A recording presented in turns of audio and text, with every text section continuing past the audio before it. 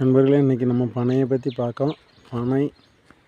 பனை மரம் இப்பொழுது நமக்கு மிகவும் பயன் தரக்கூடியது. எப்பொழுதுமே பனை மரத்துலேருந்து பனங்கருப்பட்டி, பனங்கிழங்கு எல்லாமே கிடைக்கிறது. இப்பொழுது நமக்கு இந்த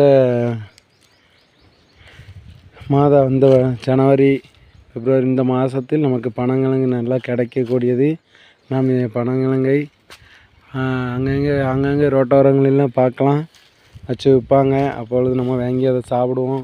அந்த காலத்தில் பெரியவங்க நல்லா பனங்கிழங்கு, பதநீர், கருப்பட்டி எல்லாமே சாப்பிட்ருக்கோங்க.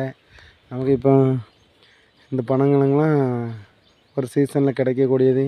அதனால் சாப்பிடுங்க. அது நமக்கு நல்ல மாவுச்சத்து, நார்ச்சத்து உடையது. இது உடலுக்கு மிகவும் செரிமானத்துக்கு மிகவும் நல்லது.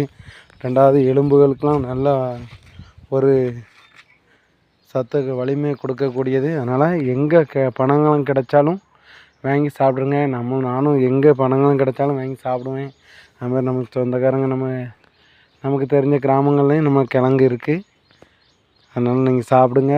ரொம்ப கிடைக்கக்கூடிய நமக்கு ஒரு மருந்தான ஒரு உடலுக்கு மிகவும் சக்தி வாய்ந்த ஒரு இது பனங்கிழங்கு. மேலும் பனையிலேருந்து கிடைக்கக்கூடிய கருப்பட்டி எல்லாமே நம்ம சாப்பிடலாம். ரொம்ப நல்லது.